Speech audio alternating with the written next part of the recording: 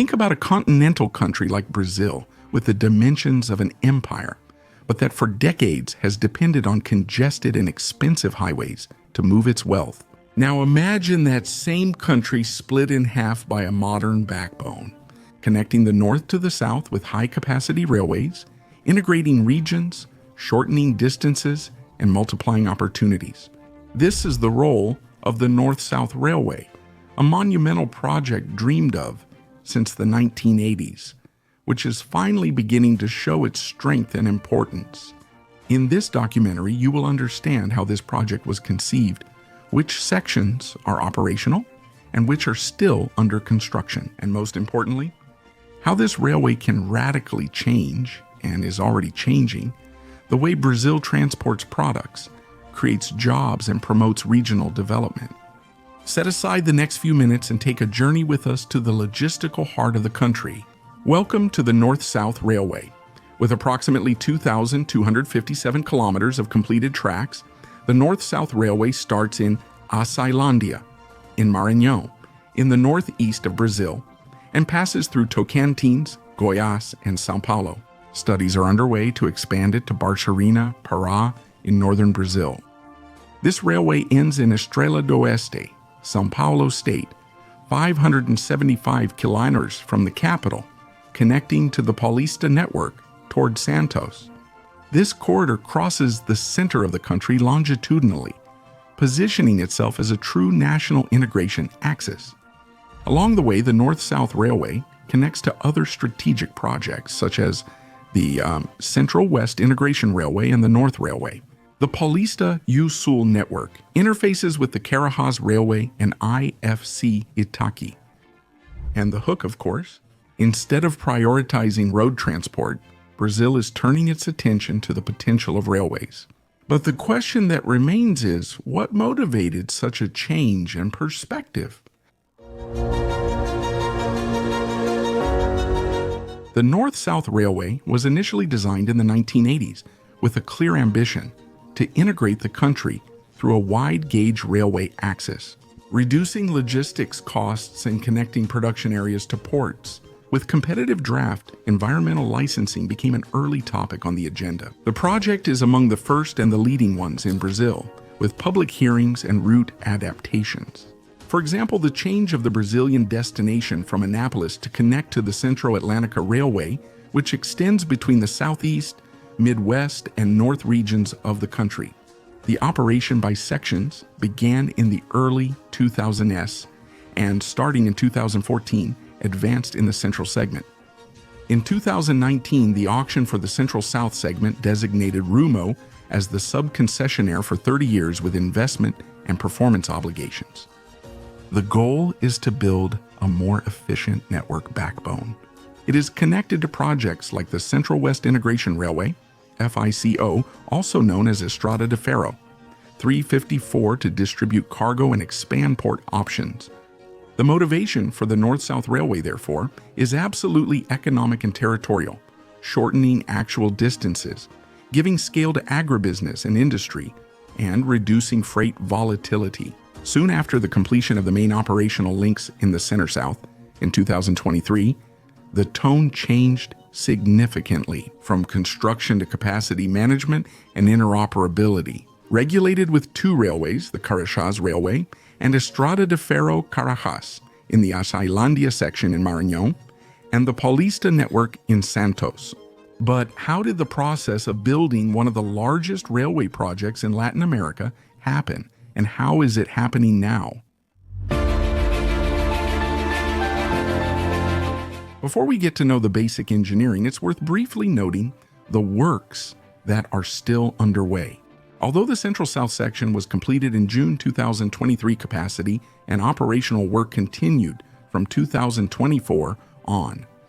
Among them are the extension of sidings and switches, adjustment of signaling and centralized control, and consolidation of terminals in the north section, such as Palmeirante, Porto Nacional, and Porto Franco, to enable bidirectional flow together.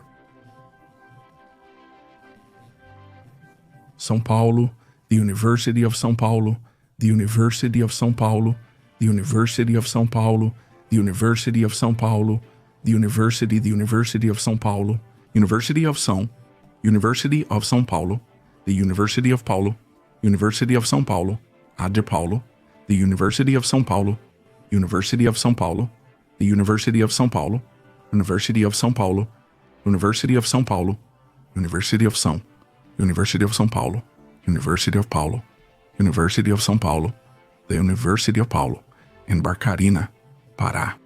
This stage is still in the preliminary feasibility analysis phase, conducted by the federal government, with the aim of assessing the logistical and environmental potential of the railway access to the port of Vila do Conde in the municipality of Pará. These efforts focus more on windows, yards, and terminals than on new kilometers, in order to turn completed construction into effective capacity.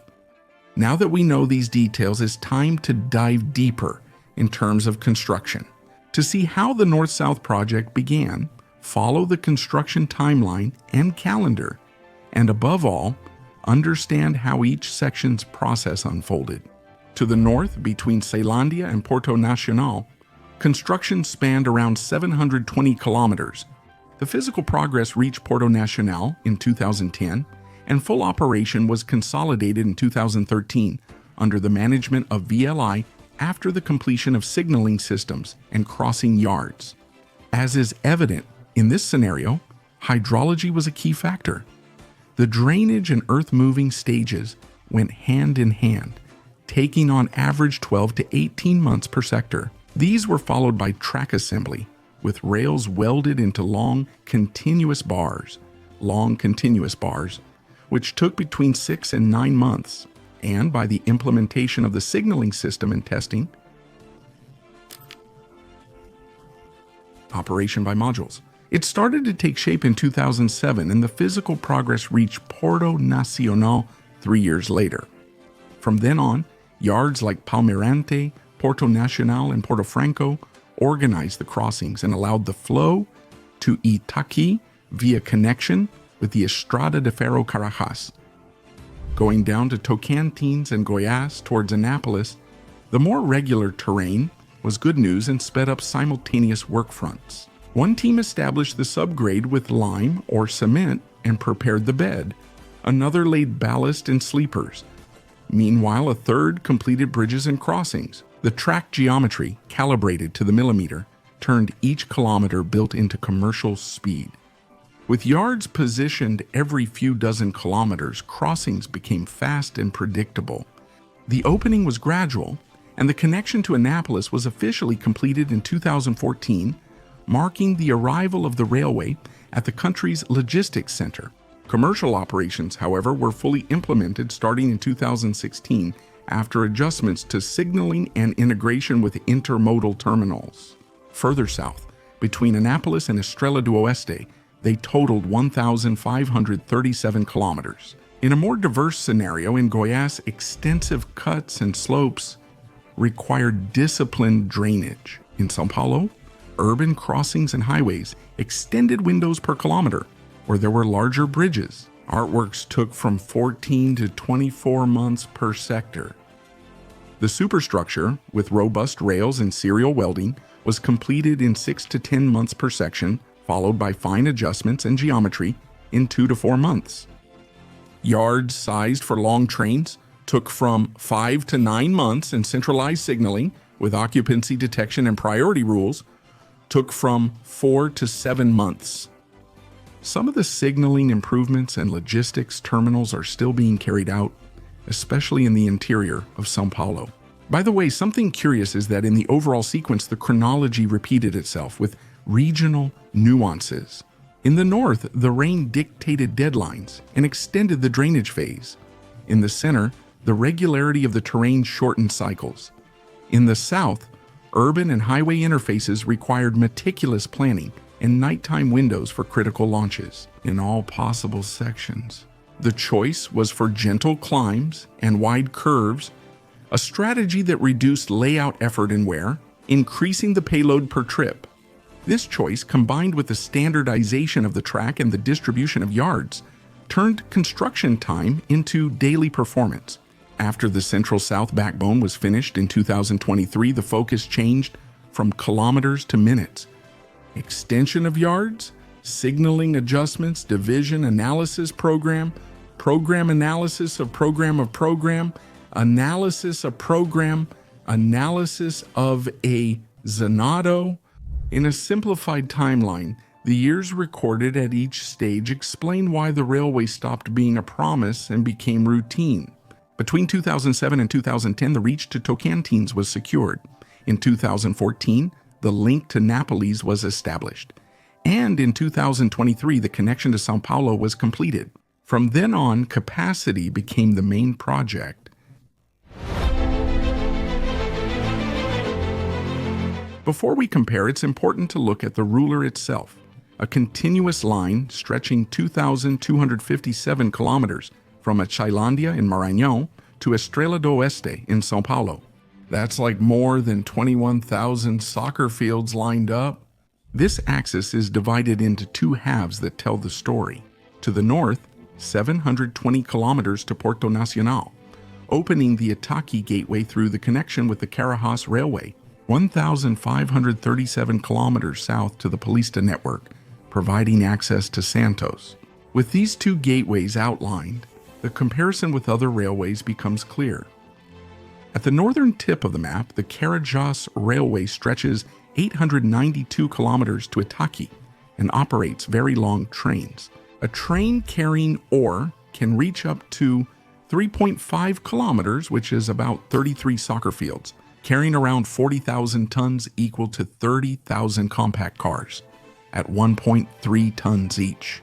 In the southeast, the Vitória Railroad in Minas has 905 kilometers of track, much of it double track, and it combines ore, general cargo, and passengers with high regularity. Meanwhile, the Paulista network has a bottleneck to Santos. The system totals about 2,118 kilometers, and carries investments of around 6 billion reais considering concessions and related expansions. In day-to-day terms, that's enough to buy about 100 full freight trains, or the equivalent of 200 kilometers of medium standard road duplication. Outside Brazil, Aro Hall in Australia runs trains up to 2.5 kilometers long. That's about 24 soccer fields and around 28,000 tons, equivalent to 21,000 compact cars. In an environment with almost no urban crossings. The North-South, on the other hand, runs in a more mixed setting, with cities, yards, and multiple products. It loses in tonnage per train, but gains economically. It links the agricultural interior to two ports, offering flexible cargo and return options. Once fully completed, the North-South will benefit from increased capacity and integration. With FICO linking the Midwest, Ferrovia de Integração Oeste-Leste expanding in Western Bahia, and Estrada de Ferro 151 studies to Barcarena, new opportunities and logistical competition are emerging. In practice, more predictable freight, shorter deadlines, and fewer emissions per ton. This lets producers plan, industries get supplies, and retailers cut costs. Breakage, regulated access, and targeted investment in Itaqui and Santos make the corridor synonymous with scale and reliability. ACEL delivered on its first promise, connecting the country with a competitive rail line. Now, the challenge is not just to expand it, but to continue managing windows, yards, and terminals with excellence. With clear rules and targeted end investments, the train arrives and arrives better. After all, when the operation works, the economy breathes. Thank you for watching until the end. What are your thoughts on this major railway stretching from northern to southern Brazil? If I left anything out that should be mentioned in this video, leave it here in the comments. I'll be happy to read all of them. I'll stop here. A big hug and see you in the next video.